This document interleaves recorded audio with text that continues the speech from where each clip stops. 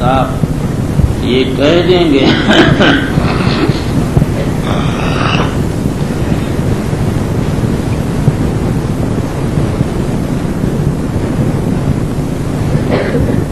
کہ ہمارا مقام نہیں ہے، پھر سید الرسل فرمائیں گے انا لہا، میں اس کام کے لیے ہوں۔ دوسری شفاعت کچھ لوگوں کے متعلق بلا حساب کتاب جنت میں داخل ہونے کے بارے میں ہوگی، اور تیسری شفاعت ایسے لوگوں کے متعلق ہوگی جو مستحق عذاب ہو چکے ہوں گے، اور اس لیے ہوگی کہ بغیر عذاب کے ان کو جنت میں بھیج دیا جائے۔ اور چوتھی شفاعت معذبین کے بارے میں ہوگی کہ ان کے عذاب کی مدت کم کر کے ان کو نکال دیا جائے۔ اور پانچویں شفاعت رفع درجات کے لیے ہوگی۔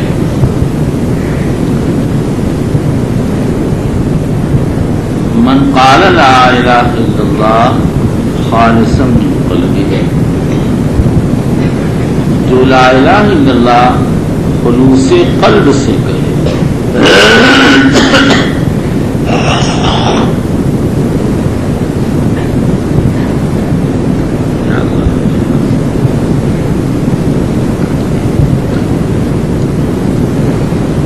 یہاں پر سوال یہ کہ ارشاد میری شفاعت کا سب سے حقدار اخلاص سے لا الہ الا اللہ کرنے والا، اور اسعد افعل التفضیل کا صیغہ اس کا مفہوم یہ کھلا کہ جو بغیر خلوص کہتا وہ بھی شفاعت کا حقدار ہوگا، لیکن اس کا نمبر بعد میں آئے گا، اس لیے کہ اس میں تفضیل اس بات پر دلالت کرتا کہ مفضل و مفضل علیہ نفس فضیلت میں شریک ہے، لیکن مفضل کو مفضل علیہ پر فوقیت حاصل ہے۔ تو اخلاص سے کہنے والا مفضل ہوا، اور اس کے بالمقابل غیر اخلاص سے کہنے والا مفضل علیہ ہوا، اور دونوں نفس فضیلت یعنی استحقاق شفاعت میں شریک۔ حالانکہ جو آدمی بغیر اخلاص کے کلمہ کہتا اس کا یہ کہنا اس کے لیے مفید ہے ہی نہیں، اخلاص ایمان کے لیے شرط ہے۔ اس کا پہلا جواب بات علماء نے دیا کہ یہاں اسعد سعید کے معنی میں ہے، جیسے عرب کا مقولہ ہے الناقص والاشج اعدلا بنی مروان، ناقص و اشد بنو مروان میں سب سے زیادہ عادل تھے۔ ناقص لقب ہے ولید بن یزید کا، اور اشد لقب ہے حضرت عمر بن عبدالعزیز کا، اور مراد عادلہ بن مروان۔ اور بعد حضرات نے دوسرا جواب دیا، فرماتے ہیں کہ اخلاص کے بہت سے درجات ہیں، یہاں پر درجہ اولیاء مراد، اور اس کی دلیل یہ ہے کہ یہاں اخلاص کی اضافت نفس و قلب کی طرف کی گئی، اور یہ قاعدہ ہے کہ جو فعل جس عذر سے ثابت ہوتا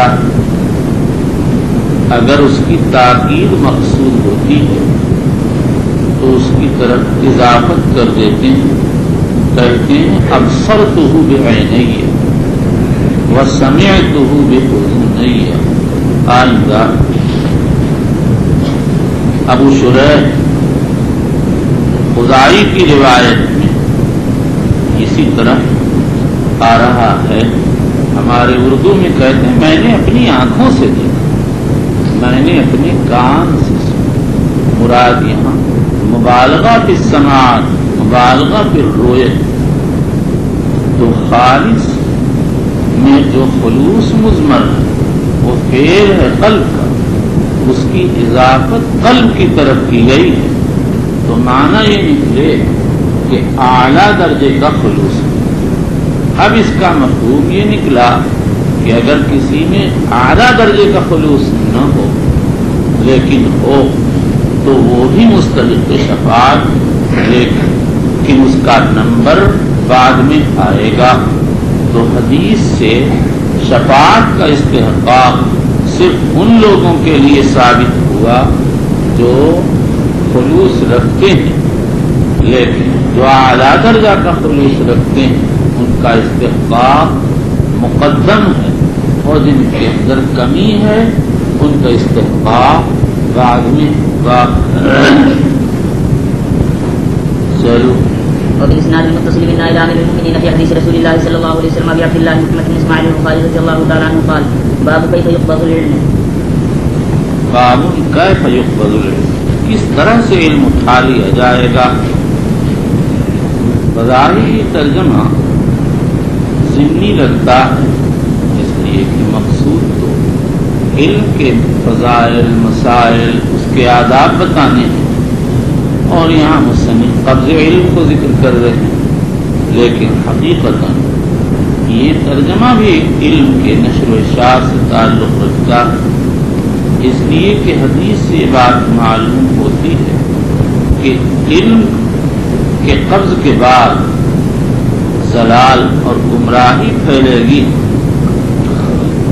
اور ظاہر ہے کہ ضلال و گمراہی اللہ کی ناراضگی کا سبب ہے، اور اللہ کی ناراضگی سے بچنا واجب، لہذا جو اس ناراضگی کے بچنے کا سبب ہے وہ بھی واجب ہوگا، تو علم کی نشر و اشاعت ضروری ہوگی۔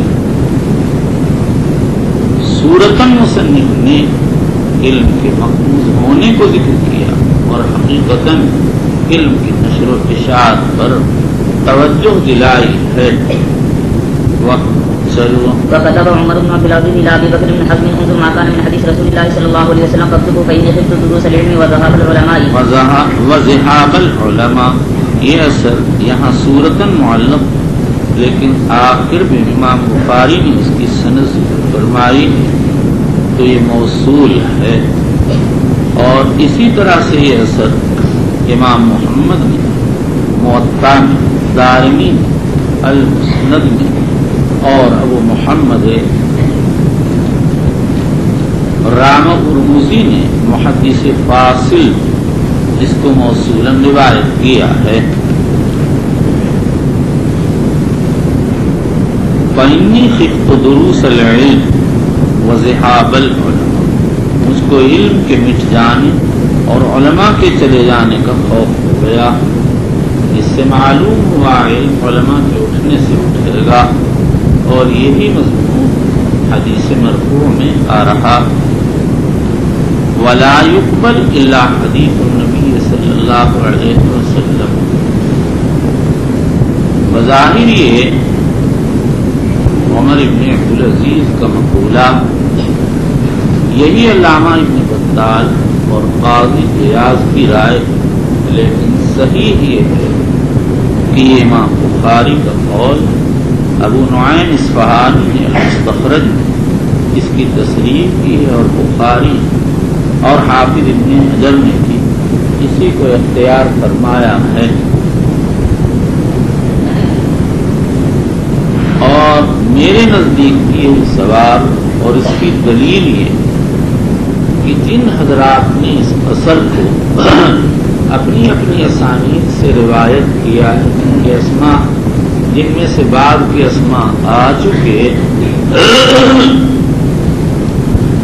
ان میں سے کسی نے یہ عبارت اس اثر کے ساتھ ذکر نہیں کی ہے، اور انہی لوگوں نے ابو نعیم اصفہانی اور ابو اسماعیل الحروی وغیرہ کی ہیں۔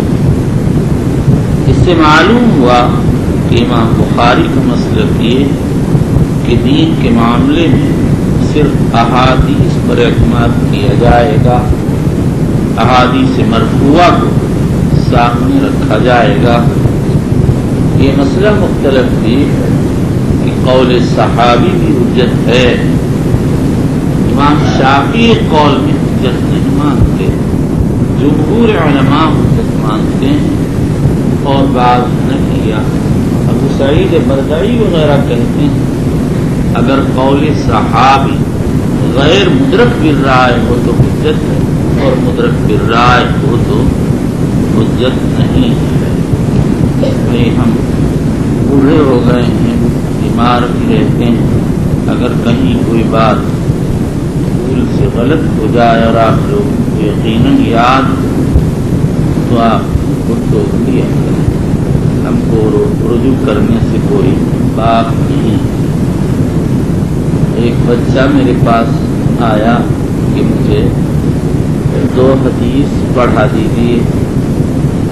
کتاب ایسی ہے جو غیر متداول سی ہے، پڑھتا رہا اور خود ہی کہتا رہا ہذا غلط ثواب خدا، ہذا غلط ثواب خدا، بن زائد وہاں ہونا، ابھی ترے کا وہاں ہونا، کتب عبد السلام وفی نسخہ عبد الواحد والثواب عبد الوہاب، بس کہتا جا رہا تھا۔ جب بہت کہہ لیا اس نے تو میں نے کہا یا ولد صور لی ھذا من کتابی،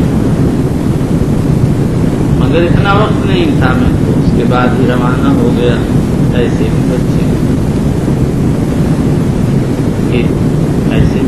ابھی اس سے میں نے فون پر بات کی، کئی دن سے فون کرنا چاہتا تھا کہ کیوں یہی میں نے کبھی بھیج دو یار، میں کہاں ڈھونڈتا پھروں گا۔ میں نے پوچھا اس سے این وجدت فتشتو راجعت الکتب، پوچھا میں نے ایو کتاب، اعلام اہل الاصل للصفدی وخلاصۃ الاثر للمحبی، ایک ہم ہیں ہمارے پاس، کہاں اعلام اہل الاصل، اور بخل کی وجہ سے لیا، دیکھا تھا ایک مرتبہ لیکن سوچا اس کی کیا ضرورت پڑے گی، مگر اس بچے نے بہت تعریف کی اور اس نے کہا کہ نہایت نفیس کتاب ہے۔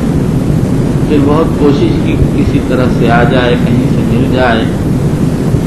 جدے سے پہنچنے سے پہلے اپنے دوست کو فون کیا، انہوں نے بتایا، میں کئی کتب خانوں میں گیا لیکن چھوٹے کتب خانے سے وقت نہیں تھا، کہیں ایک کتاب نہیں، بڑے کتب خانوں میں ہوگی۔ اسماعیل تم عمرے کو جاؤ تو تم لے آؤ مکتبہ رشد میں، سمجھ میں آیا؟ یا کسی کے ہاتھ بھیجو، آدھا دام دوں گا آدھا نہیں دوں گا، کہ کیوں یہ کھول کے پڑھے گا بھی تو جتنا پڑھ لے گا تو قیمت اس میں نکل جائے گی، آدھا دوں گا۔ کہ جس کو فون کیا جو وہ اتنا مستقل نہیں ہے، لڑکا ہے، اس کے ہاں میں کئی دن رہا، ایک بالکل عجیب سی روٹی لا کے رکھ دی اور گرم کر کے میں نے کھا لی۔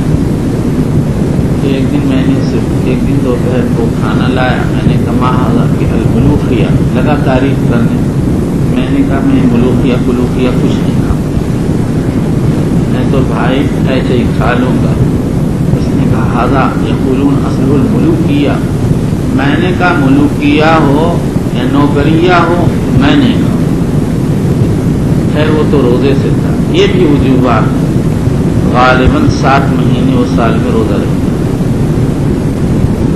ہر ہفتے 2 دن، ایام 20 کے 3 دن، اکثر شعبان کے روزے، اور ان ایام میں اکثر محرم کے روزے رکھتا ہے آپ۔ اور یہ نہیں کہ بیٹھا، ایک ہی گھر میں لڑکا ہے، ماں کا خادم، خالہ کا خادم، ماموں کا خادم، بس سب دوڑاتے رہتے ہیں، یہ لا بولا، وہاں جا یہاں جا۔ رات میں نے فون کیا، وہ بڈھی نے اٹھا لیا فون، پہلے تو نرمی سے بولی، پھر میں نے 1 گھنٹے کے بعد فون کیا، پھر وہ بڈھی نے اٹھا لی، تو میں نے کہا بھائی فوراً فون بند کر دیا۔ میں نے کہا اب بڈھی کو میں اب کیا کروں؟ تو ابھی سبق میں چلنے سے پہلے مجھے خیال سا ہوا کہ شاید وہ آ گیا، تو فون کیا لیکن خود ڈر کے مارے نہیں بولا کہیں بڈھی نہ بول دیں. مولوی اسماعیل سے کہا کہ تم دیکھو اگر بڈھی کی آواز ہو فوراً بند کر دینا.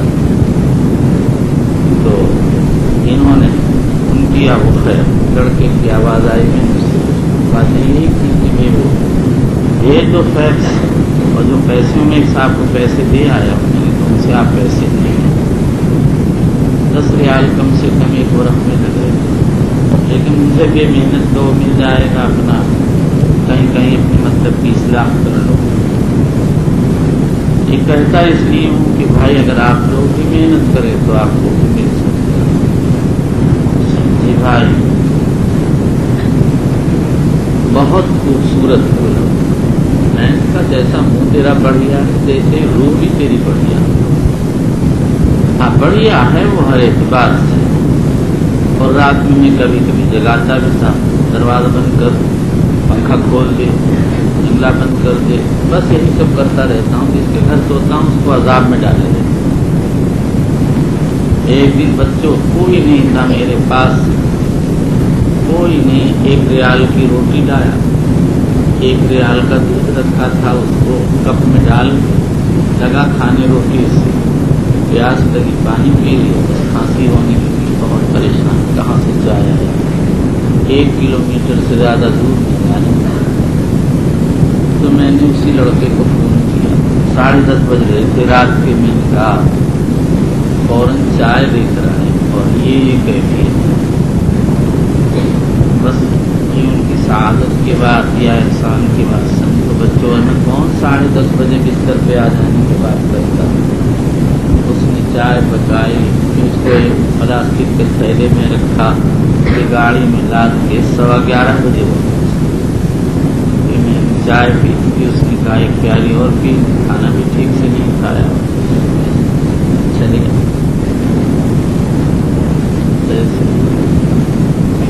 جب آدمی اکیلا ہوتا ہے سب بھول جاتا ہے. چوپڑی کچھ یاد نہیں رہتا. خود ہی کرنا پڑتا ہے. لیکن بھائی جس میں تقویٰ ہو وہ اور طرح ہو.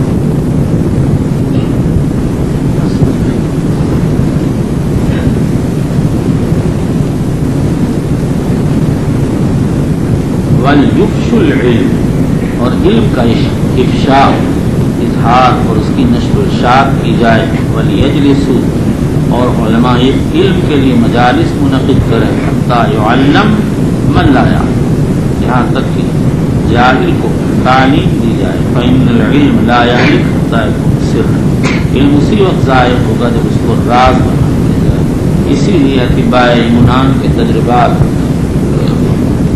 مفقود انہوں نے اس کو اپنی بیان خاص میں لکھ کر اپنے لیے خاص کر چاہیے. وبه قال حدثنا علاء بن عبد الجبار حدثنا عبد العزيز قال حدثنا عبد العزيز بن مسلم عن عبد الله بن دينار بذلك يعني حديث عمر بن عبد العزيز الى قوله ذهاب العلماء. وبه قال حدثنا اسماعيل بن ابي اويس قال حدثني مالك عن هشام بن عروه عن ابيه عن عبد الله بن عمرو بن العاص قال سمعت رسول الله صلى الله عليه وسلم يقول ان الله لا ياخذ العلم انتزاعا ينتزعه من العباد ولكن ياخذ العلم بقبض العلماء. قبض العلماء اللہ تعالی علم کو لوگوں سے چھین نہیں لیں گے بلکہ علم علماء کے مر جانے سے اٹھ جائے گا.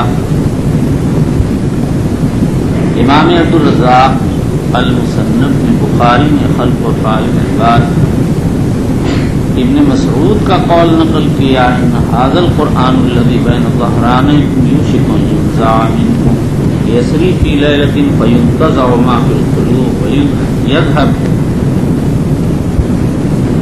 بما في الأبصار. اس سے معلوم ہوا کہ سینوں اور سفینوں سے بھی قرآن اٹھ جائے گا. اس کا جواب یہ کہ ابتدا میں علماء کے اٹھنے سے اٹھ گئے اور آخر زمانے میں جب لوگ الفاظ کو رٹنے لگیں گے اور خوشی کی کیفیت چلی جائے گی تو سینوں سے اس علم کو اٹھا لیا جائے گا.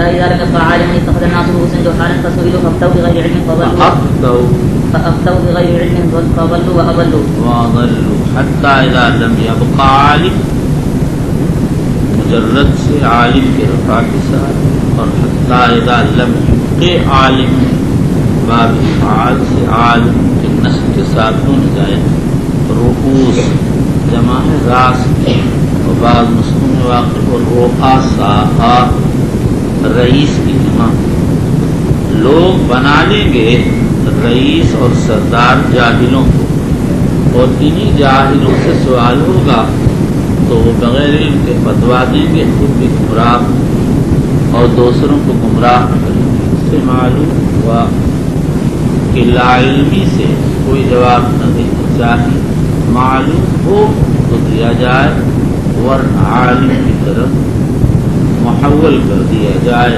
اللہ نے فرمایا ہے فَاسْأَلُوا أَهْلَ الذِّكْرِ إِن كُنتُمْ لَا تَعْلَمُونَ، تم کو معلوم نہیں تو اہل ذکر سے معلومات کرو۔ چلیے قال الفربري حدثنا عباس قال حدثنا قتيبة قال حدثنا جرير عن هشام نحوه۔ امام فربری رحمۃ اللہ علیہ کا مقصد یہ ہے کہ یہ روایت جیسے میں روایت کرتا ہوں عن البخاری عن اسماعیل بن ابی اویس عن مالک، ایسے ہی میں روایت کرتا ہوں عن عباس الدوری عن قتیبہ عن جریر، دونوں میں کوئی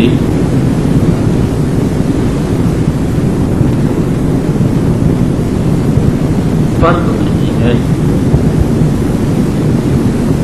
مالک ہشام ابن عروہ سے نقل کرتے ہیں اور جریر بھی ہشام ابن عروہ سے، اور اس کے بعد فربری تک دو واسطے رہتے ہیں، بخاری سے نقل کرنے کی صورت بخاری اور اسماعیل واسطہ میں، اور جریر سے روایت کرنے کی صورت عباس دوری اور قتیبہ واسطہ۔ وبالإسناد المتصل بنا إلى أمير المؤمنين في حديث رسول الله صلى الله عليه وسلم أبي عبد الله محمد بن إسماعيل البخاري رضي الله تعالى عنه قال باب هل يجعل للنساء يوم على حدة في العلم، هل يجعل للنساء يوم على حدة في العلم، کیا عورتوں کے تعلیم کے لیے کوئی مستقل دن مقرر کر دیا جائے؟ روایت میں تصریح ہے عورتوں نے بارگاہ نبوت میں درخواست پیش کی کہ ہمارے لیے ایک دن الگ مقرر کر دیجیے، فَاجْعَلْ لَنَا يَوْمًا مِنْ نَفْسِكَ فَوَعَدَهُ۔ پھر امام بخاری نے ترجمے میں لفظ حل کیوں ذکر کر دیا؟ اس اشکال کا جواب یہ ہے کہ حضور صلی اللہ علیہ وسلم پر عام لوگوں کو قیاس نہیں کیا جا سکتا، آپ سے کوئی خطرہ نہیں، اوروں کے بارے میں خطرہ، لہذا بخاری نے یہ اشارہ کر دیا اگر ایسا مقام جہاں کوئی خطرے کی بات تو ان کے لیے مستقل دن مقرر کر سکتے ہیں جیسے جان، اور اگر ایسا مقام جہاں خطرے کا اندیشہ ہو تو عورتوں کے لیے مستقل دن مقرر نہ کیا جائے۔ چلیے وبه قال حدثنا عالم قال حدثنا ثابت قال حدثني ابن الاصبهاني قال سمعت ابا صالح الرحمن يحدث عن ابي سعيد الخدري رضي الله تعالى عنه قال قال النساء للنبي صلى الله عليه وسلم غلبنا عليك الرجال فاجعل لنا غلبنا عليك الرجال کا مطلب یہ ہے مرد ہر وقت آپ کی خدمت میں رہتے ہیں، ہمیں موقع نہیں ملتا۔ چلیے فاجعل لنا يوما من نفسك فوعدهن يوما لقيهن فيه فوعدهن وامرهن فكان فيما قال لهن ما منكم امرأة تقدم ثلاثة من ولدها الا كان لها حجاب من النار فقالت حجابا من النار، سب نئے حجاب من النار فقالت امرأة واثنين فقالت جو عورت بھی اپنی اولاد دین کو آگے بھیج دے تو یہ اس کے لیے آگ سے حجاب بن جائیں گے۔ فقالت امرأة واثنين فقال واثنين، یکفی تلقینی، متکلم کو مخاطب تلقین کرتا کہ آپ اپنے کلام میں یہ بھی داخل کر لیں. گویا اس عورت نے کہا کہ سلاستن کے بعد وسنین بھی کہہ دیجیے. آپ نے وسنین کہہ دیا. سوال یہ ہے کہ 3 کے حجاب ہونے سے 2 کا حجاب ہونا ثابت نہیں ہو سکتا. عراق میں وسنین کیوں کہہ دیا؟ اس کا پہلا جواب تو یہ کہ یہاں مفہوم عدد معتبر نہیں ہے، لیکن یہ بڑی مقامات عدد محفوظ ہوتا ہے. اس لیے اس کا دوسرا اور صحیح جواب یہ کہ جس وقت اس عورت نے سوال کیا حضرت نبی اکرم صلی اللہ علیہ وسلم کو وحی کے ذریعے اس کے سوال کے مطابق جواب دے دیا گیا اور فرما دیا گیا ہاں دو. اور یہ طریقہ اس لیے اختیار کیا گیا تاکہ امت کو خوشی ہو، امت کے نبی کو خوشی ہو کہ پہلے تو 3 پر صبر کو حاجب بنایا گیا، اس کے بعد اللہ نے اپنے کرم سے 2 ہی پر صبر کو حاجب بنا دیا. بعض علماء کہتے ہیں کہ یہ اختلاف عورتوں کے اعتبار سے جو صبر حاجب ہے وہ تو ایک مقدار معین ہے، لیکن وہ مقدار معین بعض عورتوں کے حق میں 3 کے مرنے پر حاصل ہوتی ہے اور بعض کو 2 کے مرنے پر. لیکن یہ چیز بعید سی لگتی ہے. واللہ تعالی اعلم.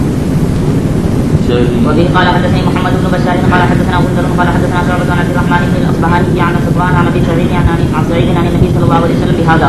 وعن عبد الرحمن بن الاصبهاني قال سمعت ابا حازم عن ابي هريرة رضي الله تعالى عنه قال 3 لم يبلغ الحنث. اس دوسری سند سے 2 فائدے حاصل. پہلا فائدہ تو یہ حاصل ہوا کہ عبد الرحمن یہ روایت جیسے ابو سعید سے منقول ہے، ابو ہریرہ سے منقول ہے، عبد الرحمن اصبہانی دونوں سے روایت کرتے ہیں. اور دوسرا فائدہ یہ ہوا کہ ابو سعید کی روایت میں ثلاثتن کا لفظ ہے، آگے کوئی قید ہے. ابو ہریرہ کی روایت میں لم یبلغ الحنث کی قید ہے. حنث کے معنی ہے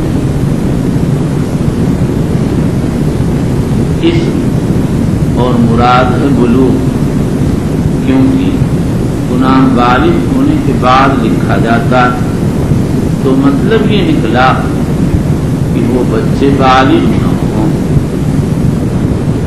یہ قید عام علماء کے نزدیک احترازی اس لیے تھی چھوٹا بچہ اپنی بارے میں معمول حال ہوتا وہ دوسروں کے حق میں شفاعت کر سکتا. اس پر اشکال یہ یہاں شفاعت کا مسئلہ نہیں، یہاں تو صبر کا مسئلہ. صبر کو مدار حجاب بتایا گیا.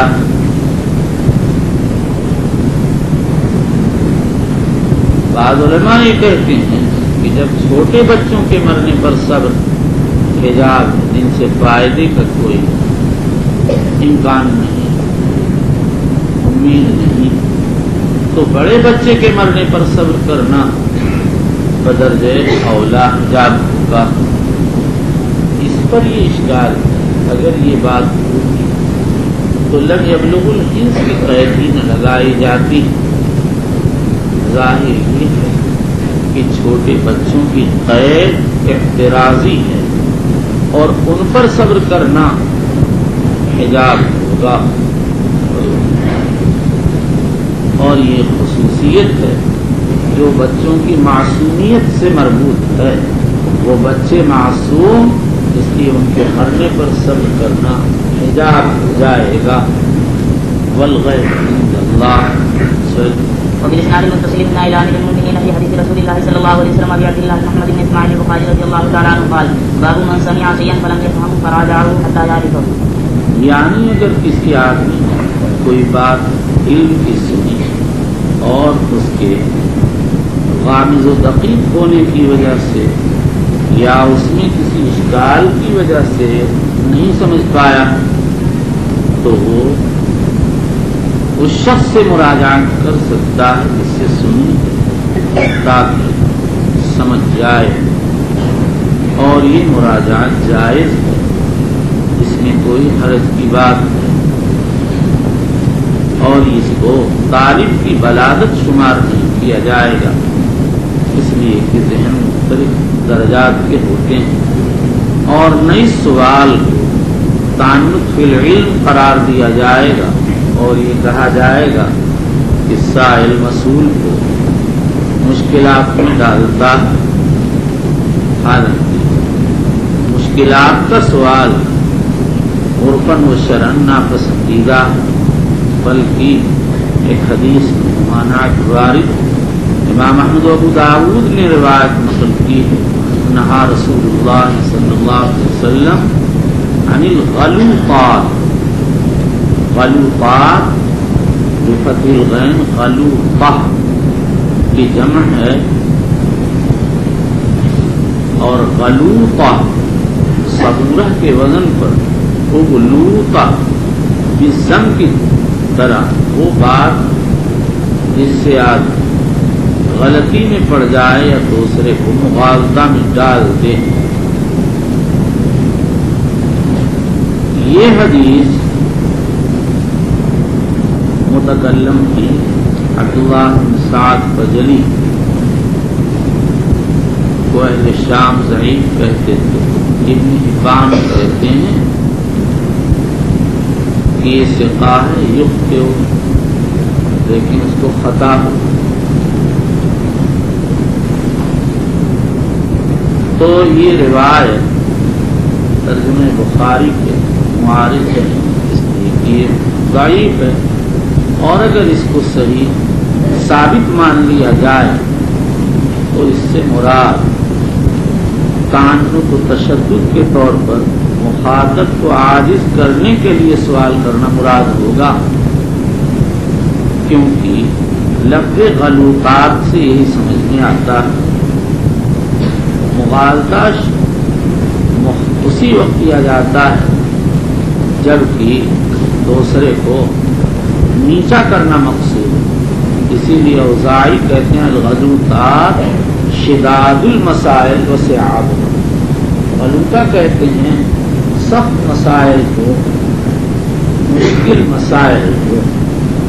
خلاصہ یہ نکلا کہ اپنے سمجھنے کے لیے اشکال کرنا، سوال کرنا جائے، اور دوسرے کو مغالطے میں ڈالنے اور نیچا دکھانے کے لیے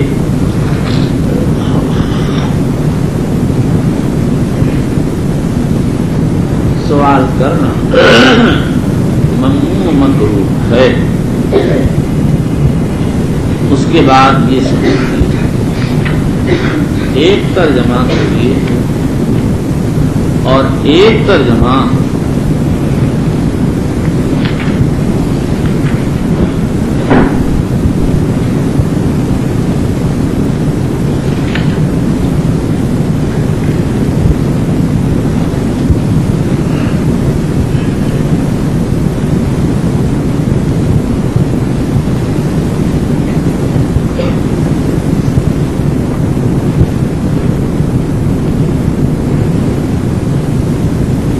صفحہ 20 پر آیا باب من اعاد الحدیث ثلاثا لیفہما۔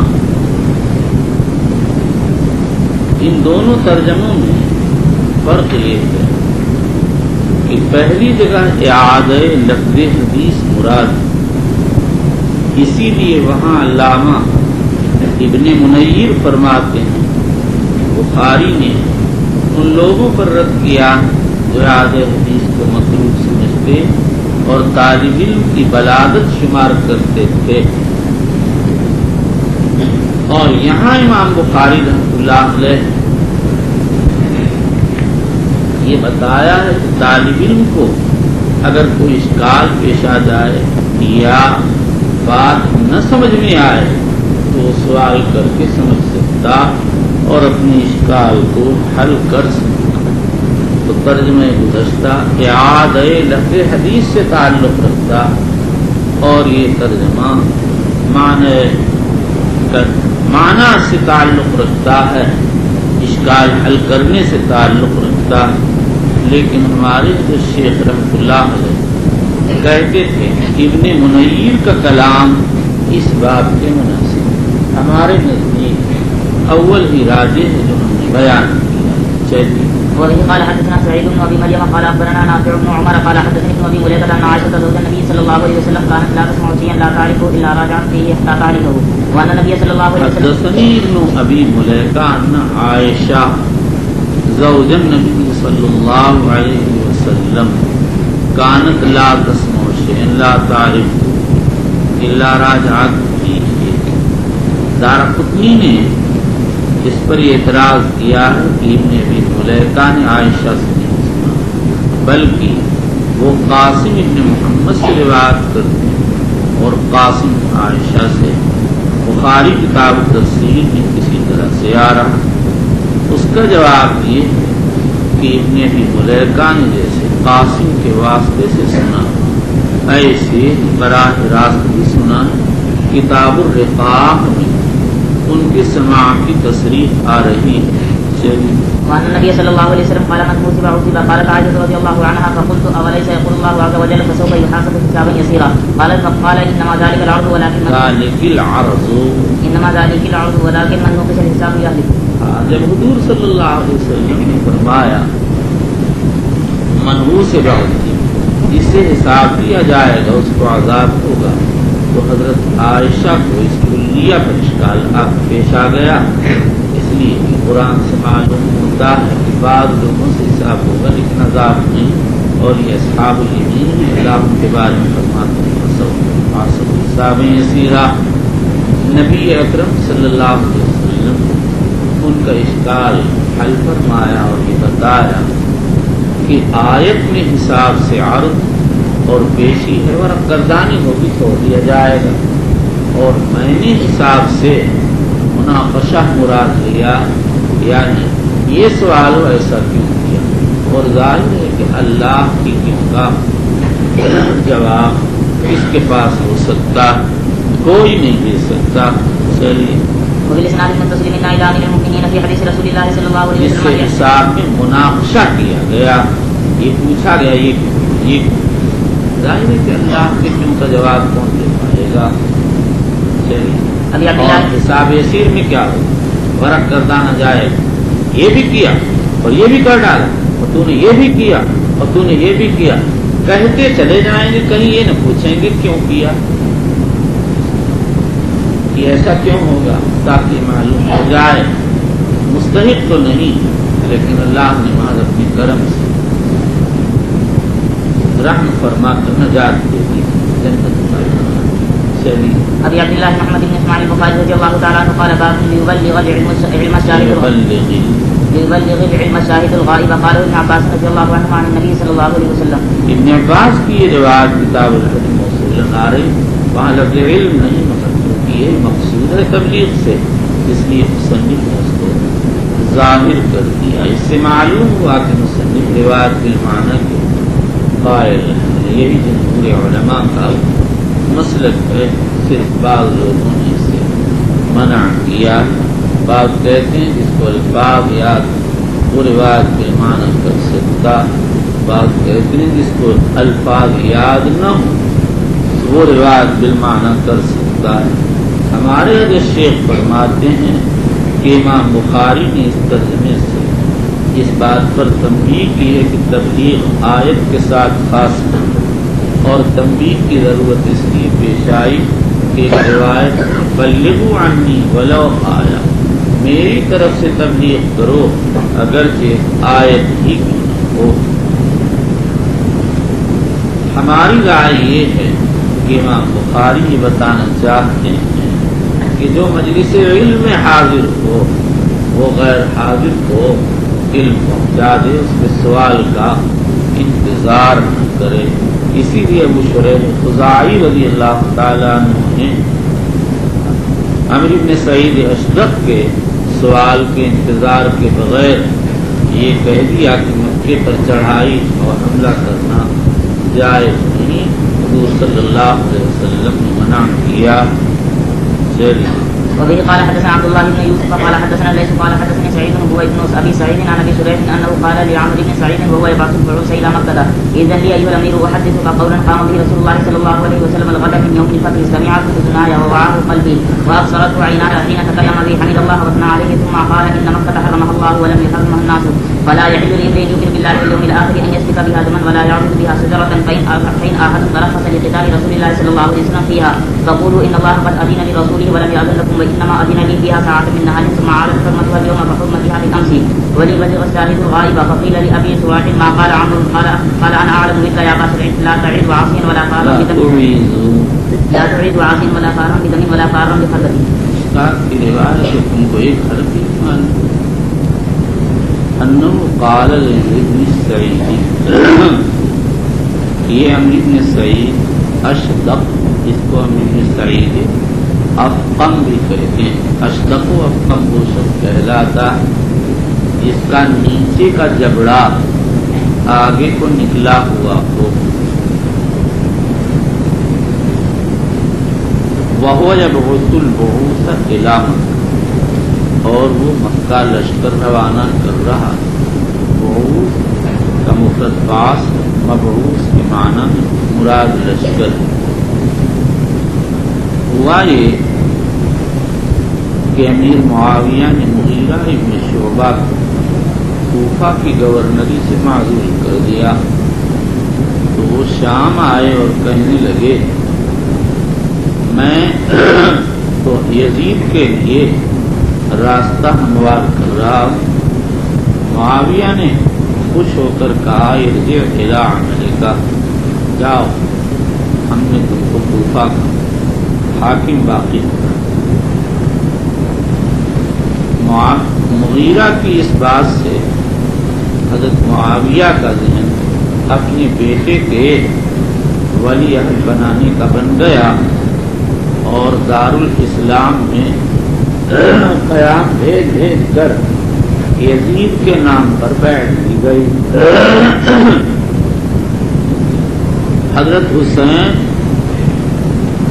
عبد الرحمن ابن ابی بکر، عبداللہ ابن زبیر، عبداللہ ابن عباس، محمد ابن حنفیہ نے انکار کر دیا. ابن عباس، ابن حنفیہ وغیرہ یہ کہتے کہ جب وقت آئے تو سب بیعت کریں، بیعت کر لیں. عبد الرحمن ابن ابی بکر کا تو انتقال ہو گیا. جب معاویہ کے وقت وفات کا وقت قریب ہوا تو یزید شکار میں گیا ہوا تھا. انہوں نے اپنے خواص سلطنت کو جمع کر یہ کہا یزید کو میرا سلام پہنچانا اور کہہ دینا اعجاز کا خیال رکھنا، لیکن حسین اور ابن زبیر سے چوکنے رہنا ابن عمر کا خطرہ نہیں، تو ان کی عبادت سے فرصت نہیں ملے گی. یزید آیا تو اس کے بعد حضرت معاویہ کا 15 رجب سن 60 میں انتقال ہو گیا. جب یزید آیا تو اس کو پیام پہنچایا گیا. اس نے ان دونوں حضرات کی بیعت لینے کا بڑا اہتمام کیا اور مدینہ کے حاکم ولید ابن عتبہ ابن ابی سفیان کو خط لکھا. ولید ابن عتبہ نے امام حسین کو پیام بھیجا. وہ اپنے قدم کے ساتھ تشریف لائے. ولید نے دارالخلافہ کا پیام سنایا. فرمانے لگے جیسے آدمی سے اس طرح خفیہ بیعت لی جائے گی. ولید کی عافیت پسند تھا. اس نے کہا ہاں مجمع عام میں آ کر بیعت کریں. مروان ابن حکم وہاں بیٹھا ہوا تھا، کہنے لگا اس سے ابھی بیعت لے لو ورنہ اس کو قتل کر دو، ورنہ تمہارے اور اس کے درمیان بڑی ملے گی۔ حضرت حسین نے فرمایا کذبت استام بنی الزرقاء اتقتلنی، اور باہر تشریف لے گئے۔ مروان نے ولید سے کہا اب یہ تمہارے ہاتھ نہیں آئے گا۔ ولید نے کہا ارے مروان، میں محض بیعت کے انکار کر دینے کی وجہ سے حسین کو قتل کر دوں گا، یعنی ایسا نہیں ہو سکتا۔